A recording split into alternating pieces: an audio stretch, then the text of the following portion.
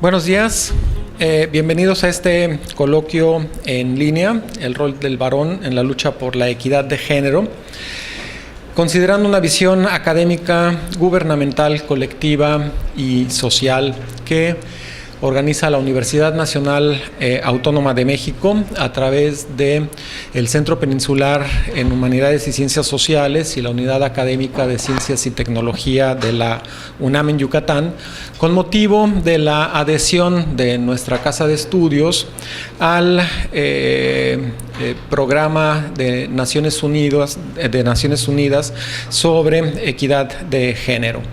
Y al mismo tiempo, además de la firma de este convenio y de esta adhesión, el rector ha emitido una declaratoria en la que nos pide señalar que toda manifestación de violencia de género es contraria a la legislación universitaria. Yo me atrevería, aprovechando este foro, a comentar que también es contraria a otros instrumentos, como la Declaración Universal de los Derechos Humanos y a la Constitución mexicana, que reconocen la dignidad intrínseca y de los derechos iguales e inalienables de los individuos. Por lo tanto, esta declaratoria creo que debe incluir el repudio a cualquier tipo de discriminación, particularmente en una nación como la nuestra, pluricultural, pluriétnica y pluricarente. Discriminación más que violencia, porque esta incluye no solo a las omisiones, sino también a las acciones que constituyen ese tipo de conductas, las violentas.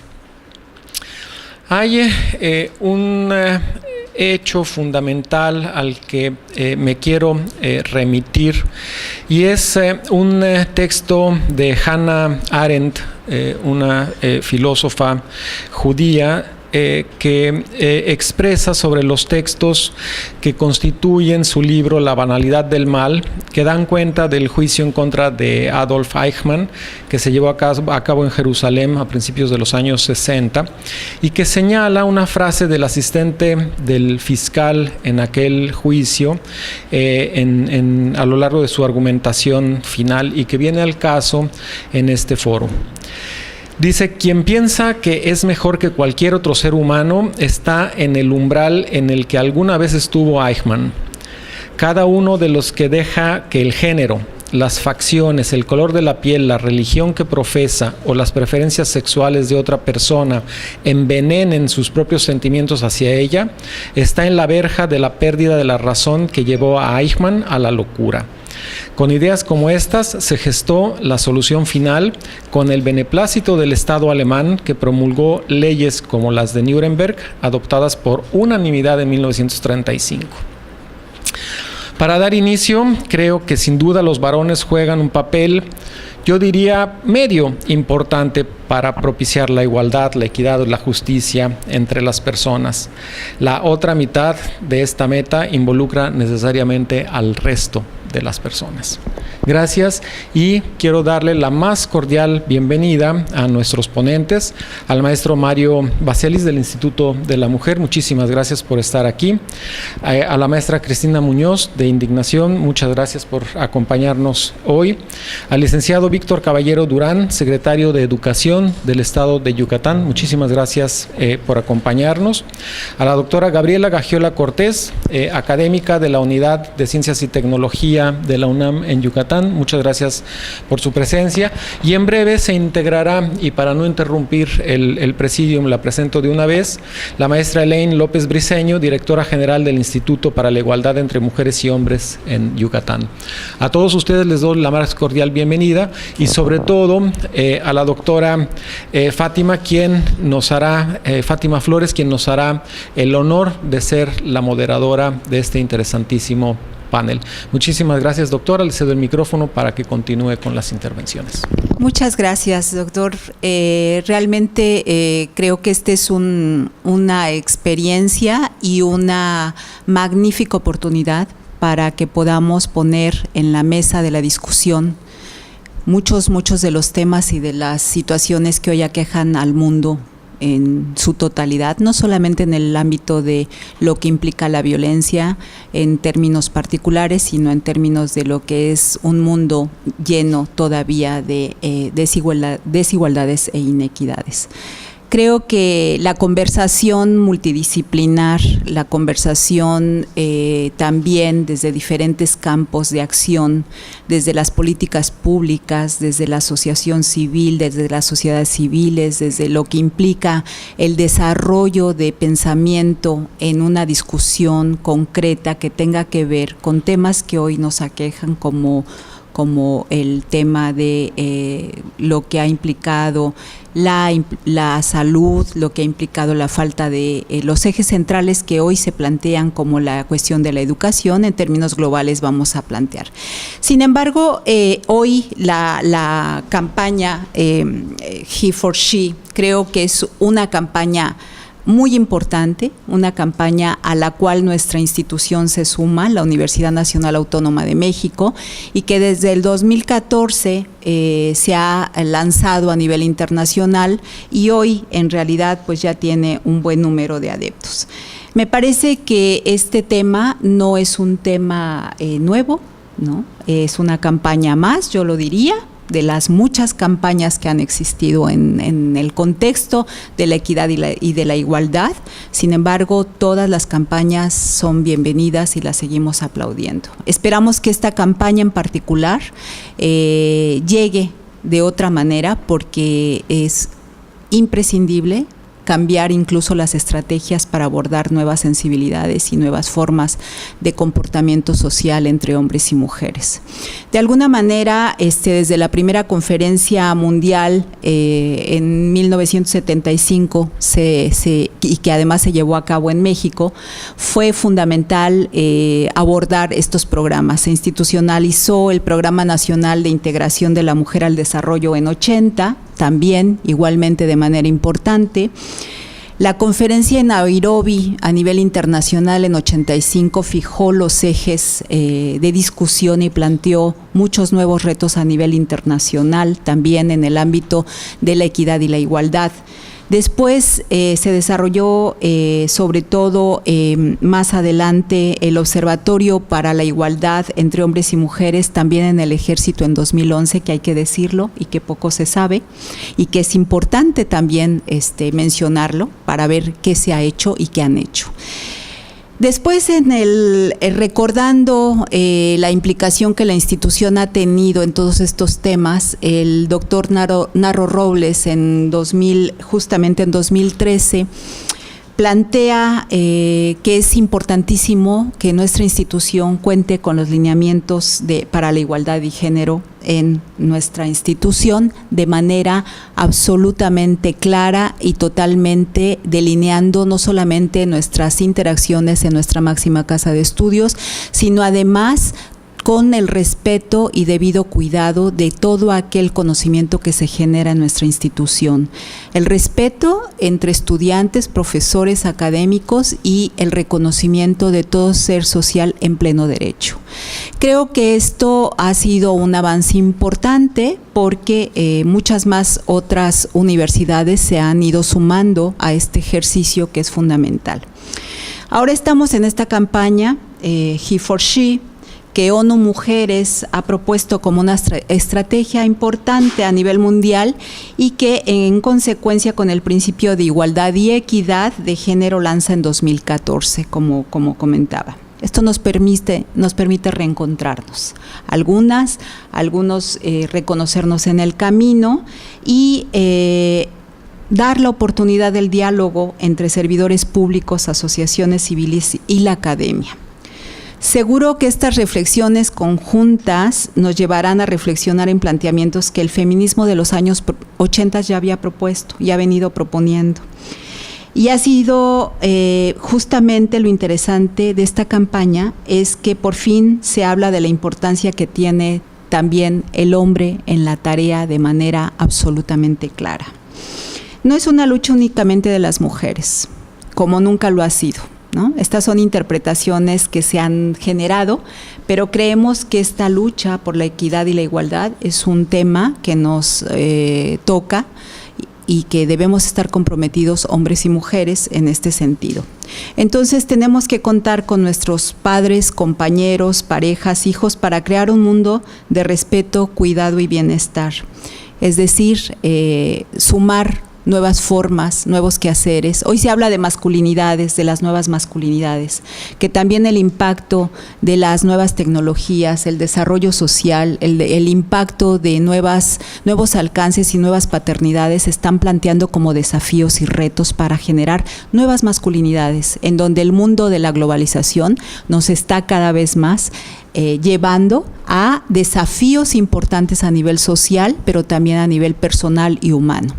¿Qué hacemos con el tema de nuestras familias? ¿Qué hacemos con los hijos cuando cada vez es más apremiante la necesidad de contar con nuevos ciudadanos, crear nuevas formas de ejercer la ciudadanía y creer en un mundo de verdad en donde todos tenemos derechos? En donde el ser humano tiene derecho desde el momento en el que nace y está presente. Y en ese sentido creo que las masculinidades hoy juegan un papel fundamental, que no es una tarea solamente de las mujeres, no es una tarea solamente de los grupos vulnerables o de los grupos pobres, como se ha también sesgado durante mucho tiempo el asunto de la política y de la integración de grupos que han sido atacados y violentados a lo largo de la historia, sino que también hoy tenemos que entrarle en su mayoría, en su totalidad, a este tipo de campañas. Por eso creo que esta campaña significa una oportunidad interesante, una oportunidad también de pensar de otra manera, una oportunidad en donde nos dejemos de discutir la diferencia y más bien planteemos las situaciones de estrategias para afrontar este mundo lleno de violencia y lleno de indignidad en todos los contextos. México siempre ha estado presente en los acuerdos internacionales en materia de género, pero también hay que decirlo, la realidad de nuestro país, sobre todo en materia de derechos humanos, dista mucho de ofrecer también un panorama de bienestar. Es más bien lamentable cuando sabemos que según la INDIRE, el 40% de las mujeres ha sido objeto de cualquier tipo de violencia. 7 homicidios cada día, más de 15 violaciones al año, 161.824 interrupciones legales de embarazo por diversas razones y más de 800 muertes diarias a nivel mundial por causas relacionadas con el embarazo, a pesar de que hoy en algunos estados de la República el aborto se ha legalizado. Debe igualmente preocuparnos que como país en materia de educación, ocupamos el lugar 48 de aproximadamente 65 naciones en materia de educación. Y lamentablemente no existe una cobertura amplia en los servicios de salud que responda a las necesidades más apremiantes de nuestras poblaciones vulnerables. Quiere decir que seguimos con el tema, casi la mitad de la población nacional vive en la pobreza y 11.5 millones de seres viven en la pobreza extrema en nuestro país. Todos estos indicadores entonces que generalmente finalmente nos llevan a mostrar un panorama de tensión entre los seres humanos y es la interacción cotidiana en donde las condiciones de desesperanza se tornan mucho más complejas. Y en ese contexto estamos. ¿Qué hacer? ¿Qué hacemos desde la academia? ¿Qué hacemos desde las asociaciones civiles? ¿Qué hacemos desde las instituciones oficiales? ¿Cómo cooperamos en el avance de esto y mejora de nuestro contexto inmediato y mejora de nuestro país? Creo que de ahí este foro seguro será súper importante para llegar a propuestas y estrategias que apoyen la consolidación del objetivo que se ha propuesto, reforzando el tema de la salud, el trabajo, la educación y la participación política. Entonces, no me resta más que darles la palabra a nuestros distinguidos ponentes, todos ellos comprometidos con el tema de equidad y género, con una experiencia importante desde su trinchera de trabajo, de ejecución, de desarrollo política y de desarrollo académico y social. Creo que nos depara un interesante foro que esta Casa de Estudios abre para que en ese sentido demos una bienvenida a, espero yo, con toda la intencionalidad de una etapa en las relaciones humanas en nuestro contexto. Bueno, después de estas palabras introductorias y que sienta un poco la parte de la implicación de nuestro debate, me gustaría cederle la palabra, si me pasa mi hojita, por favor. Cederle la palabra, en primer lugar, bueno, no ha llegado la directora del Instituto para la Igualdad entre Mujeres y Hombres. Entonces vamos a esperar un poquito, pero le vamos a ceder la palabra en primer lugar al licenciado Víctor Caballero Durán, que desde la institución de la educación pública tendrá muchísimo que decirnos, porque sabemos que además un país, una sociedad en ignorancia es una sociedad que difícilmente además va a luchar y va a defender sus propios derechos. Sea usted bienvenido a este foro, además le reconozco su sensibilidad, me parece magnífico que esté sentado en esta mesa, hay que decirlo, no es fácil, ¿no? Y esperemos que de aquí en adelante estos diálogos sean cada vez más comunes y más abiertos entre las instituciones públicas y las instituciones académicas, pero sobre todo con los que se enfrentan todo el tiempo, que son las asociaciones civiles aquí presentes. Bienvenido sea y lo escuchamos, licenciado Caballero. Adelante.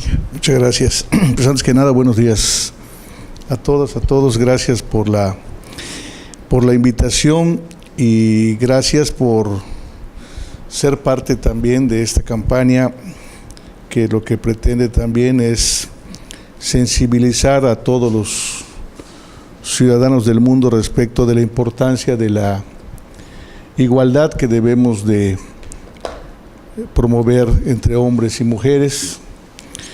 De verdad que los felicito y agradezco mucho la oportunidad de venir aquí, fundamentalmente como persona, como servidor público, como varón en el gobierno, un poco para hablar de mi perspectiva personal e institucional, ¿no? En primer lugar, un poco abordar mi parte personal.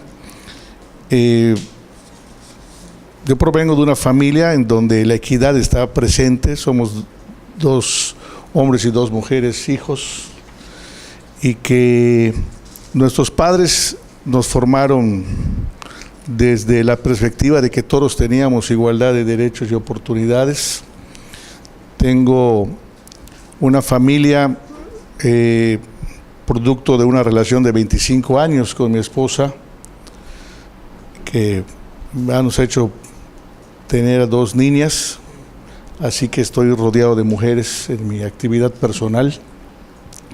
Y eso, pues bueno, creo que ayuda un poco a entender el pensamiento de las mujeres, ¿no? Mi esposa es profesionista, maestra desde hace 15 años en la Universidad Tecnológica Metropolitana. Mi hija mayor recién se acaba de graduar de mercadóloga. Es una niña muy emprendedora, muy luchona, muy trabajadora, y mi hija menor está cursando el 3er año de preparatoria. Son mujeres, yo diría, activistas, ¿no?, que defienden mucho los intereses de las mujeres como tal, cada una en su diferente ámbito, una como madre de familia, profesionista, la otra como estudiante de una generación más reciente, y la otra pues mucho más pequeña, ¿no? Mi profesión es de abogado por la UNAM, por la UADY, me ganó el lugar por la UADY, y bueno, tuve la oportunidad de estudiar una maestría en Derecho Procesal Constitucional, y lo menciono porque precisamente mi formación constitucionalista me hace muy fácil entender que cuando hablamos de igualdad entre hombres y mujeres, estamos hablando en términos de derechos fundamentales, de derechos humanos, y que están relacionados con el tema de la dignidad y el valor de la persona. Desde esa perspectiva me queda muy claro también que a lo largo de todo este tiempo, de estas décadas, ha habido una intensa lucha para poder empoderar a la mujer en diferentes ámbitos de la vida pública y privada.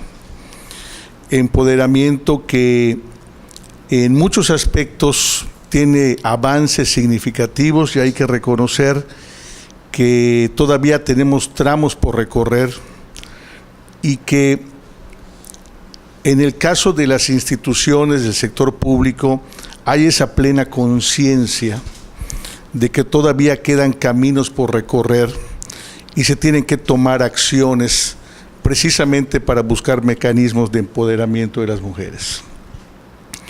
Creo que es importante decir que en esta etapa de mi vida que me corresponde ser secretario de Educación, tengo muy claro que la educación es un instrumento que permite empoderar a las mujeres, porque es un mecanismo que permite alcanzar niveles de formación para la vida y permite garantizar tanto a hombres como mujeres igualdad de oportunidades.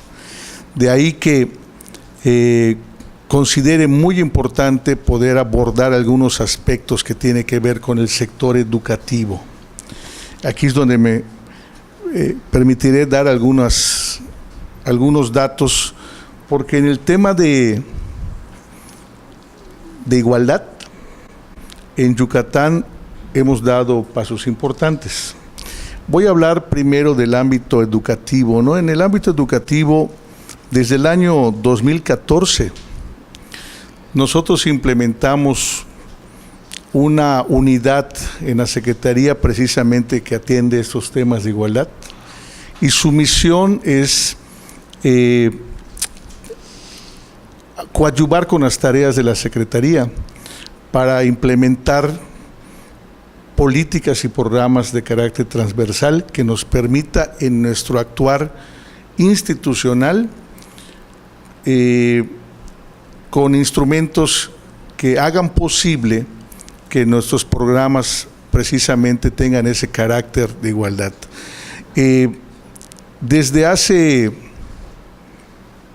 principios de este año, a raíz de la incorporación del gobernador a la Comisión de Igualdad de la CONAGO, se han venido impulsando dos aspectos que ya se venían desarrollando, pero que para nosotros resultan fundamentales para poder definir esas políticas y programas. Tiene que ver con dos aspectos. Uno, la estadística que nos permita generar indicadores con perspectiva de género. Que hay que reconocer que en algunas instituciones educativas se venía realizando, pero no de manera ordenada y sistemática. Ese planteamiento nos ha permitido detectar áreas de oportunidad e incidir en programas específicos para atender áreas del sector. Voy a señalar, por ejemplo, aspectos que tienen que ver con la atención de situación de niñas, jóvenes con embarazo temprano, que detectamos en 22 secundarias de 10 municipios del estado, y que ha generado que nosotros institucionalmente generamos programas precisamente para acercarnos tanto a las niñas como a sus padres, para atenderlas por un lado y también para detectar los factores que generan esta situación. Otro dato que tiene que ver con esta generación de información es el tema relacionado con los apoyos, por ejemplo, becas. Siempre en el rubro de niñas que están entre primaria y secundaria, niñas que van entre 12 y 18 años más o menos, que puedan obtener un apoyo para que no abandonen sus estudios.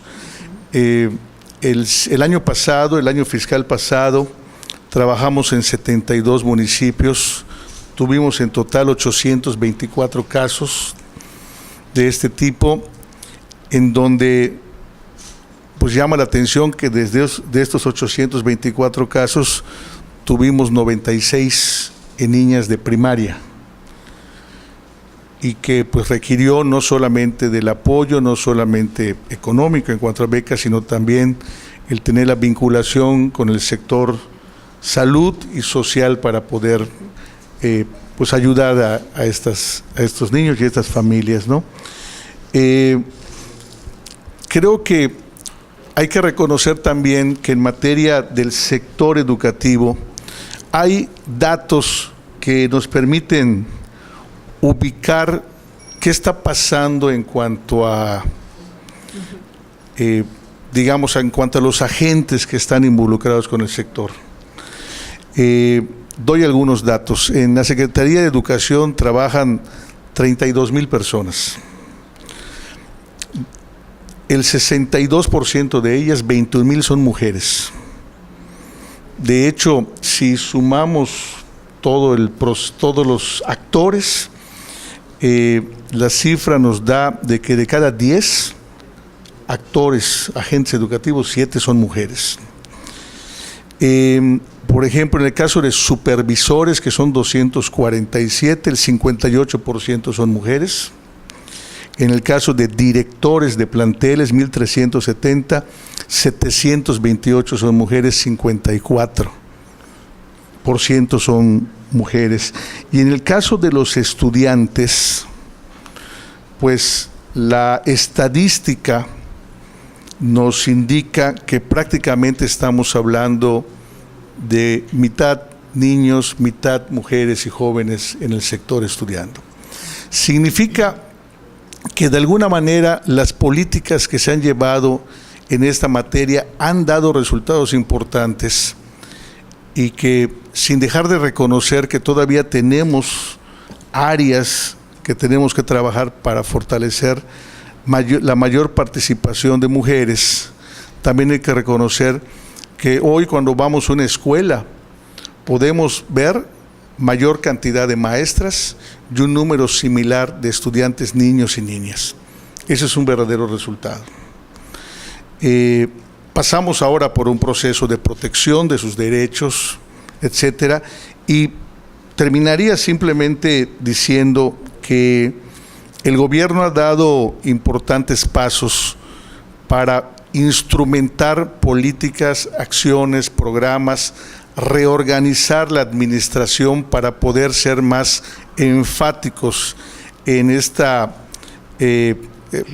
transversalización de la política de igualdad, a partir de la estructuración de la nueva ley para la igualdad entre hombres y mujeres, que fue expedida en marzo de este año, que permite precisamente dar origen al nacimiento del Instituto para la Igualdad y establecer una serie de políticas que permitan consolidar lo que hemos venido realizando en este tema.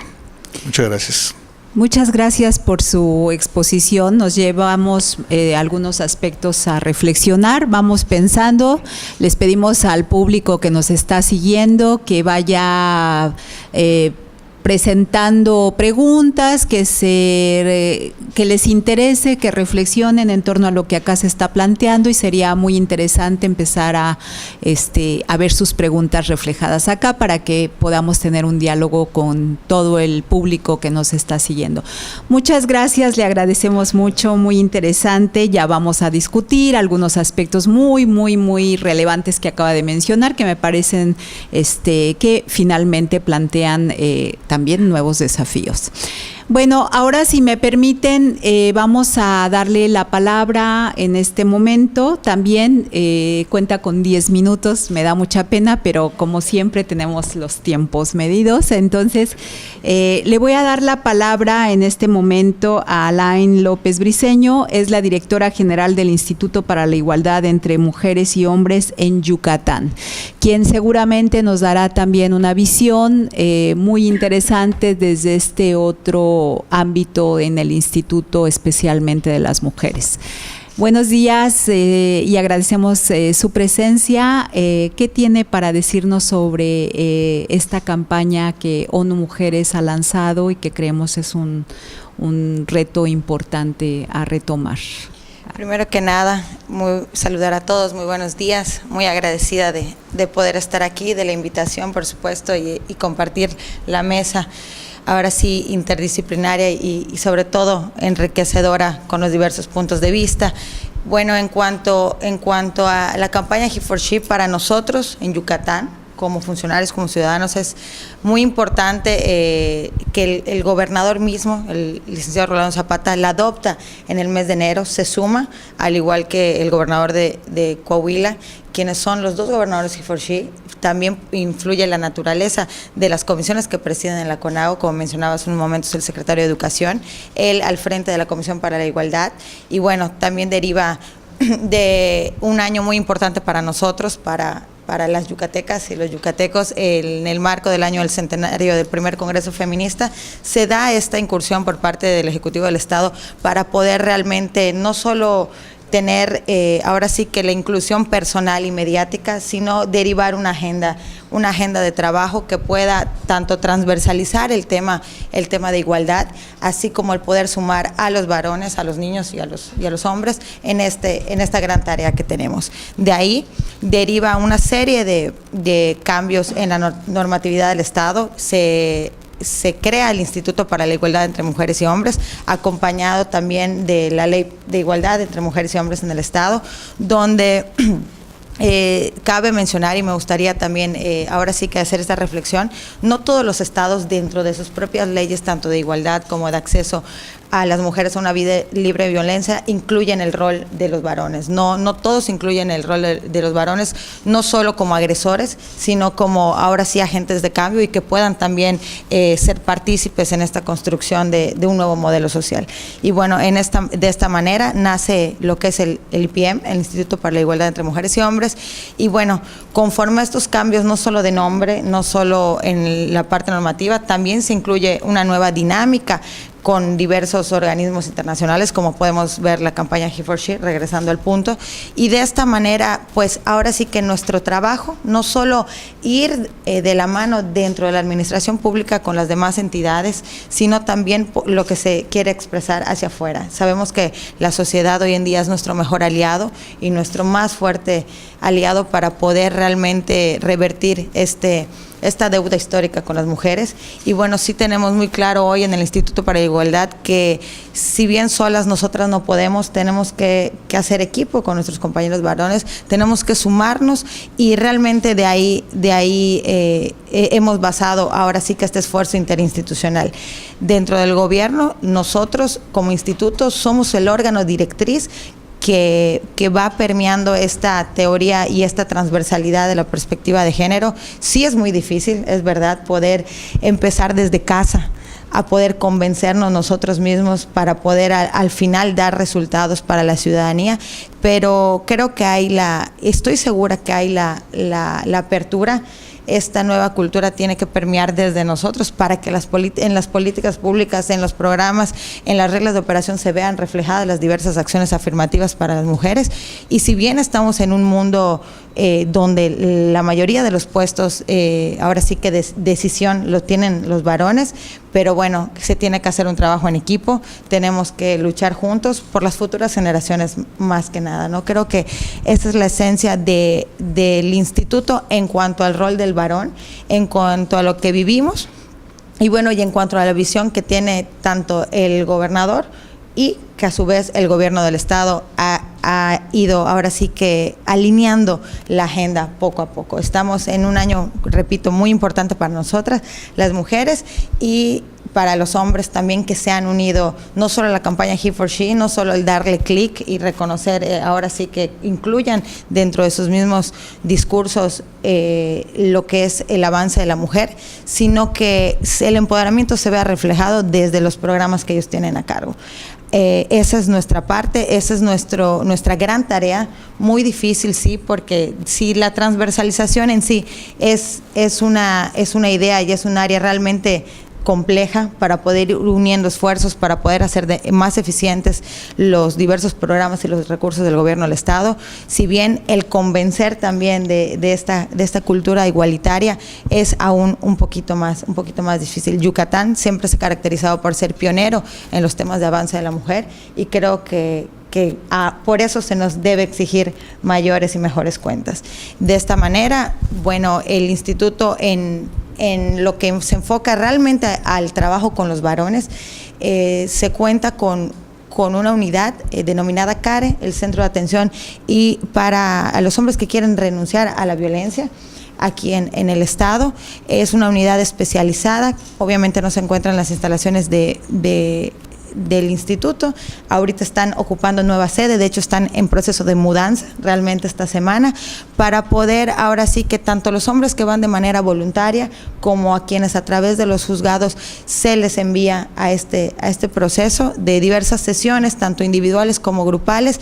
Y bueno, la principal, ahora sí que el principal requisito es que ellos acepten que tienen el problema y quieren renunciar. Realmente también este tipo de centros ha sido muy polémico en varios escenarios, en varios foros, si debe ser meramente por cuenta propia o si realmente se puede, ahora sí que a través de la vía legal, poder condicionar. Realmente hemos avanzado mucho, en las dos maneras se ha podido ver realmente un avance y un cambio, no solo, ahora sí que no solo, y repito, y creo que esta es una parte muy importante, no solo para poder ver a los varones y a los hombres de una manera como solo agresores en cuanto a lo que respectan las diversas leyes y los diversos programas de la mujer, sino realmente como nuestros aliados, como tenemos que hacer equipo por la sociedad. Es un trabajo muy duro, sí, es muy difícil, sí.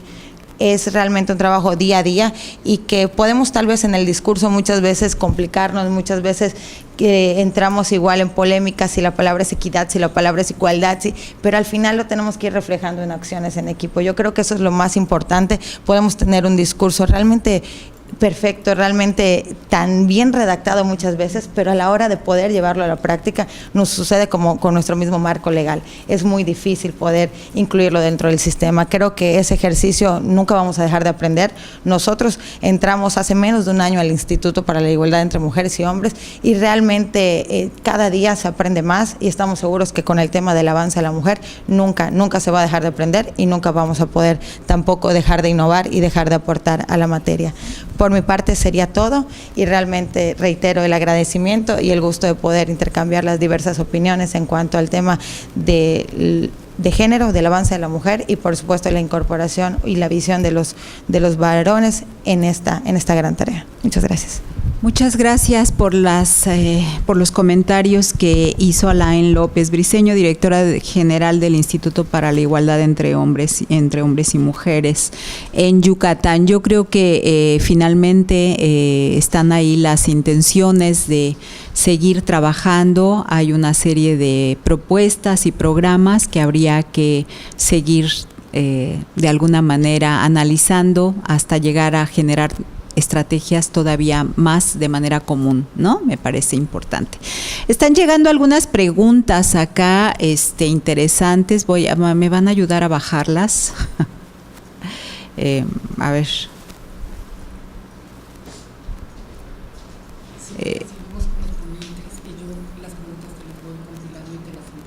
Ok. Sí, mejor. Gracias. Ok, sí, porque si no nos vamos a dispersar. Entonces, vamos a trabajar ahora en la línea de saber, entonces, desde la parte, le voy a dar la palabra ahora a la doctora Gabriela Gagiola, que sería muy interesante ahora escuchar, bueno, ¿qué está haciendo, cómo visualizamos toda esta cuestión desde la academia y desde la ciencia y la tecnología en la UNAM en Yucatán? Creo que esta es además una visión importante que vamos a poder de alguna manera analizar y comparar con lo que hasta hoy se ha ido vertido en esta mesa. Entonces, por favor, doctora Gaby, adelante, va a ser súper interesante escucharla, además porque he de comentar que la conozco hace muchísimos años y hemos trabajado de alguna manera y compartido algunos aspectos en esta misma línea, por lo menos en términos de lo que implica el conocimiento y la perspectiva de género desde la academia. Adelante, Gaby. Muchas gracias, Fátima.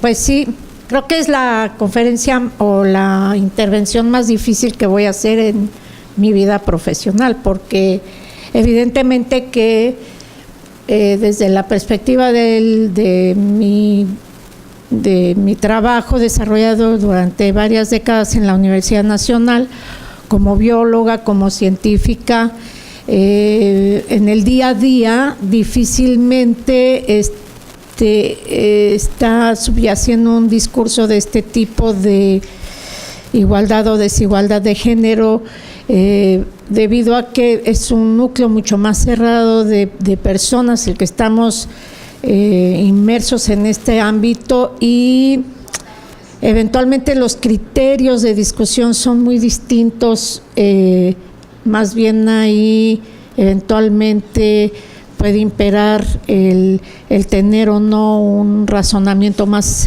asertivo hacia un conocimiento específico que eventualmente si se es hombre o se es mujer, ¿no?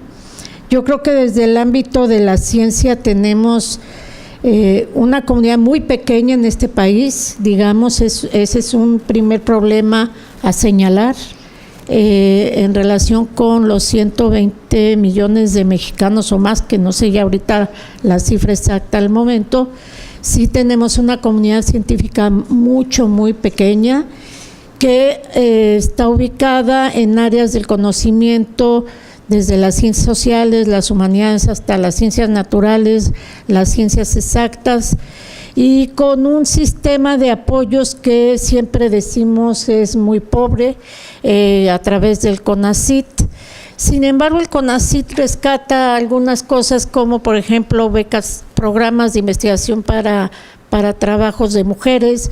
Rescata recientemente, bueno, desde hace tiempo, el hecho de que si la mujer es becaria haya un cierto apoyo para las familias, para los padres, aunque no sean los becarios, y digamos hay una cierta conciencia de que se requiere estos apoyos, ¿no? Hay disciplinas que tienen un mayor número de mujeres, por ejemplo, entre las ciencias naturales destaca la biología, que eventualmente, por ejemplo, en ciencias ha llegado a tener hasta 50 o más % de integrantes mujeres, de estudiantes mujeres, ¿no? Hay otras que están más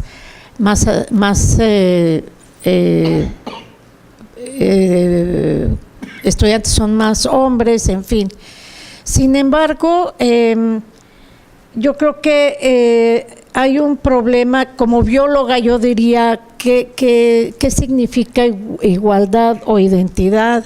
Como bióloga, como la especie, porque nos olvidamos que los humanos somos una especie más del planeta, con consideraciones biológicas obviamente, con fenotipos distintos, y que esto además está cambiando producto de la medicina, ¿no? Hoy día las redes sociales están plagadas de información sobre los varones que se operan para ser mujeres, ¿no? Que son los transexuales, etcétera, etcétera. Y qué significado tiene esto, tanto desde el punto de vista biológico, médico, como social. ¿Qué está sucediendo? Y la pregunta es, siempre dijimos durante años, décadas, es que la mujer hay que empoderarla, hay que trabajar por la mujer, y nunca pensamos qué pasa con los hombres. Es decir, yo nunca me había hecho esa pregunta, ¿qué pasa con los hombres, no? ¿Cuál es su función en la sociedad? ¿Cuál es la función de ambos en la sociedad? Y cómo podemos abordar tener un abordaje en pleno siglo XXI que nos permita reestructurar el término de igualdad y equidad. Yo destaco, es una comunidad muy pequeña la científica, sí llega a haber discriminación, efectivamente puede llegar a haber discriminación, pero fuera de ese ámbito, en la sociedad, evidentemente en México además hay una terrible violencia que no nos permite visualizar otros problemas, porque igual que las autoridades, el ejército, la lucha de encarnizada de grupos armados de todo tipo en el país, terminan por violentar a mujeres, y no solo a mujeres, también a hombres, ¿no? Y esto implica, nos obnubila y no nos permite hacer una reflexión más global de este asunto de la igualdad o no la igualdad. Sin embargo, yo insisto, en términos del trabajo que, por ejemplo, yo desarrollo como científica, me gusta mucho tratar de abordar problemas relacionados con producción acuícola. Y en este asunto de la producción acuícola, que es, digamos, una actividad productiva que eminentemente tendrá éxito solo si las familias enteras trabajan para ello, porque es una actividad muy demandante de atención 24 horas y que sería una actividad en términos sociales muy productiva si se modifica el concepto y si se empodera a las familias en esta actividad productiva. Yo trabajo muy cercana a pescadores, porque se ha planteado la necesidad de hacer la reconversión de los pescadores a acuacultores en virtud de que están muy sobreexplotados los recursos pesqueros en Yucatán y en toda la costa del Golfo de México y el Pacífico. Y originalmente queríamos trabajar con los pescadores y es muy difícil. Y no por otra cosa, sino porque ellos tienen una mentalidad de riesgo, de vivir en el riesgo, en la línea de riesgo 24 horas al día. Y las mujeres son las que están con las familias esperando siempre. Y nos hemos dado cuenta al cabo del tiempo que es la familia la que puede entrar en un programa de reconversión hacia la actividad acuícola. Lo vemos como única alternativa viable. ¿Y qué arrastra ese concepto de actividad acuícola sentado sobre la familia? El hecho de que la familia tenga que reconvertirse toda ella misma como un núcleo de respeto, de saber, la actividad es muy demandante, entonces hay horarios y hay que hacer tareas y no importa la hora, se tienen que hacer, y tiene entonces que haber una repartición del trabajo interna.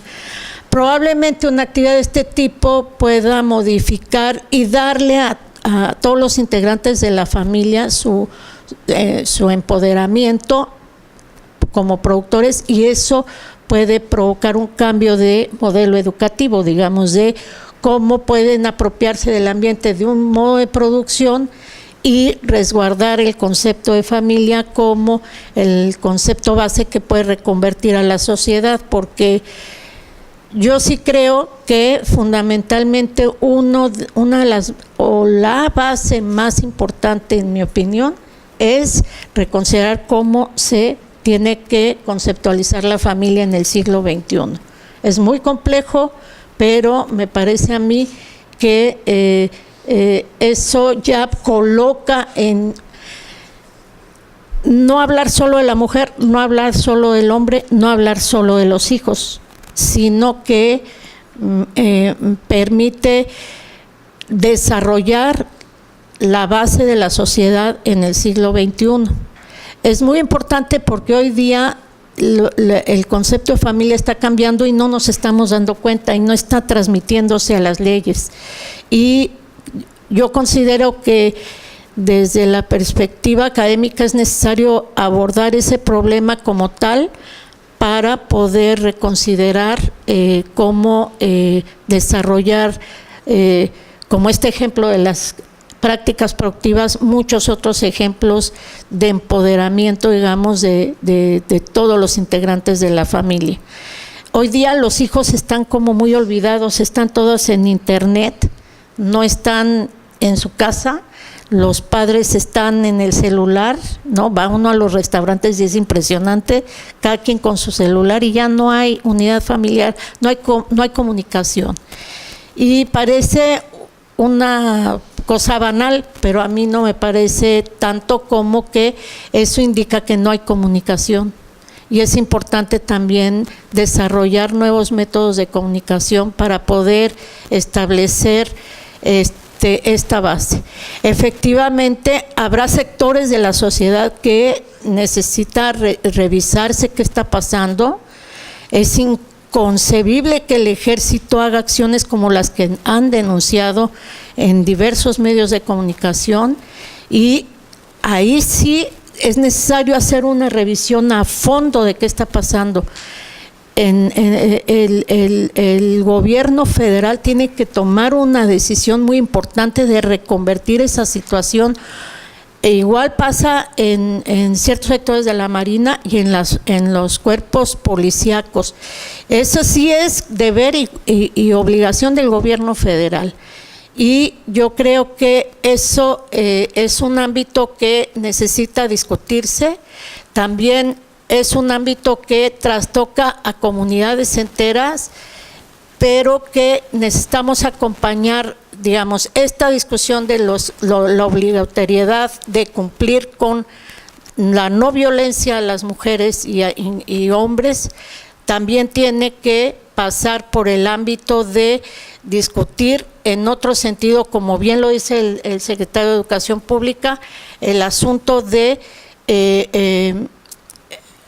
situarse en el núcleo de la familia nuevamente para plantear una unidad que responda a los intereses de la sociedad en el siglo XXI, y en ese sentido asignar claramente los roles que en el siglo XXI tienen hombres y mujeres para construir esta sociedad nueva del siglo XXI. Gracias. Muchas gracias, Gabriela. Ha sido muy importante, interesante cómo has planteado, cómo desde la parte de tu práctica profesional, tu investigación, hacia la relación con el tema de nuevos modelos de empoderamiento desde las familias, ¿no? Es como interesante también reflexionar desde ahí. Creo que es una nueva manera de presentar frente a la sociedad. También pensemos desde esta parte de la vinculación con la naturaleza, el tema de la reproducción de las familias y cómo vincularnos. Creo que todas estas cosas finalmente están logrando un objetivo, que es cada quien desde donde aportamos algo para esta campaña, para no solo la campaña, sino en términos globales en nuestra vida cotidiana. Muchas gracias. Yo creo que ahora es muy importante que sigan pensando en preguntas, que cuestionen, que critiquen, que digan que no están de acuerdo, que están de acuerdo, que todo se vale, ¿no? Creo que finalmente los foros son para eso. Creo que las opiniones son muy importantes cualquiera que sea, y todas merecen ser respondidas y con mucho respeto. Así es de que pues que el público continúe haciendo sus preguntas, y mientras tanto vamos a escuchar al maestro Mario Baselis del Instituto de la Mujer en esta misma línea. Bienvenido, maestro. Buenos días, muchas gracias, un placer compartir el panel. Yo les quiero hablar desde mi perspectiva profesional también. Yo soy psicólogo clínico, tengo una especialidad en el tema de las masculinidades y soy sexólogo. Desde hace 13 años trabajo con grupos de hombres y también en la práctica privada y también pública, en el sector público, doy consultas y proyectos relacionados con el género. A mí la parte que me toca es justamente señalar cómo en el ámbito privado, no desde el ámbito académico ni público, sino en lo que nos dicen los hombres y las mujeres en la consulta día a día, pues voy mirando cómo la violencia es una realidad que todavía duele y está permeando en las familias yucatecas, mexicanas, en el día a día, ¿no? Les quiero ilustrar, ¿no?, para hablar del tema de masculinidades, del caso de un señor, de un paciente, ¿no? Le voy a nombrar don Juan, no se llama Juan, pero él se acerca un día muy angustiado porque toma un taller de género y me dice: oye, psicólogo, fíjate que me impactó mucho lo que dijiste, ¿no? Y le preguntaba: ¿con referencia a qué? Me dice: cuando dices que los hombres tenemos dificultades para acercarnos afectivamente a las personas, ¿no? Pues a mí me está pasando con mi hijo de 14 años que acaba de embarazar a su novia y tiene una denuncia por posesión y uso ilícito de droga, ¿no? Entonces estoy muy preocupado, ¿no? Y en ese momento se le llenan los ojos de lágrimas y me dice: lo que más trabajo me ha dado y no lo he logrado hacer es decirle te quiero. No he podido abrazarlo, no he podido acercarme a él, y eso es algo que me tiene bastante mal, ¿no? Historias como el caso de don Juan creo que son comunes, creo que los hombres las reconocemos, creo que los hombres las vivimos, y desde ahí quiero enfocar mis ideas. Los estudios sobre masculinidades pues comprenden una serie de procesos que están desarrollados en el mundo durante apenas los últimos 30 años. Es algo muy reciente. Como comentaba la doctora Gabriela, yo también me he preguntado dónde hemos estado los hombres. Estos estudios proponen repensar la construcción de la identidad de género de los hombres en medio de cambios políticos que han sido impulsados, curiosamente, desde el feminismo. No somos los hombres los que hemos impulsado estos cambios. Todos los beneficios que deriven o que derivan de la lucha por la igualdad a partir del trabajo en masculinidades, hasta ahora se lo debemos a las mujeres. ¿Qué define lo masculino? ¿Qué desafíos tenemos los hombres en la lucha por la igualdad? Son temas de este foro, temas de esta campaña muy importantes. Yo me quedo con esta segunda pregunta. ¿Qué desafíos tenemos los hombres en la lucha por la igualdad? En el caso del señor Juan, vemos claramente los costos de esta masculinidad construida, hegemónica, donde los hombres tenemos que ganar, donde los hombres tenemos que ser fuertes, donde los hombres tenemos que arriesgarnos las 24 horas del día, donde los hombres debemos de ser potencia sexual todo el tiempo, debemos poseer objetos, riquezas, mujeres, donde los hombres no debemos enfermarnos, etc. Estos costos de la masculinidad son aquellos resultados negativos para nosotros, producto de la reproducción del modelo hegemónico de masculinidad, que por cierto también se nombra como patriarcado. Si bien este modelo nos oprime a los hombres, nosotros nos matamos entre nosotros, matamos a las mujeres, nos suicidamos más que las mujeres, nos violamos entre nosotros, violamos a otras mujeres. también es cierto que conservamos intactos algunos privilegios. Es quizás muy fácil reconocer para nosotros los hombres cuando nosotros nos sentamos a la mesa y sabemos que va a haber alguna mujer que va a servir la comida, y cuando nosotros decimos no, yo lo puedo hacer porque yo lucho por la igualdad, escuchamos respuestas que nos dicen: déjame hacerlo porque de esa forma yo me siento bien, y entonces asentimos y dijimos, bueno, yo lo intenté, y de esta forma nos conformamos y decimos, ya soy igualitario porque no estoy a gusto, pero hasta allá nos quedamos. También cuando piropeamos galantemente a una chica que nos gusta, cuando coqueteamos y pensamos que ese galanteo es de lo más normal y educado. En fin, todos estos privilegios nos hacen mirar nuestras violencias como algo natural o como algo normal.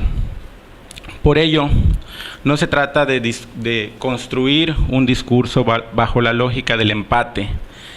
Me refiero a ese reclamo machista que he escuchado en otros espacios de otros hombres cuando dicen, bueno, si también nosotros vivimos violencia, si también a nosotros nos maltratan. No se trata de eso, porque mientras los varones no soltemos estos privilegios, esta idea de asumirnos como víctimas de este patriarcado que nos mata, que nos enferma, no vamos a poder asumir nuestra responsabilidad. La propuesta que traigo, ahora estoy trabajando en un proyecto en el Instituto de la Mujer para reeducar en masculinidades, ¿no? Reeducar desde la educación, desde el género. Se trata de empezar, de mirar nuevos horizontes. Hay acciones afirmativas que son estas que hemos escuchado, de empoderar a la mujer, de avanzar desde los espacios donde se les otorga créditos, donde se les otorga medios para poder enfrentar la inequidad. Eso es necesario, eso se está haciendo, eso se seguirá haciendo desde la política pública. Pero yo vengo a decirles que me parece que el trabajo en masculinidades no está siendo abordado, no hay presupuestos.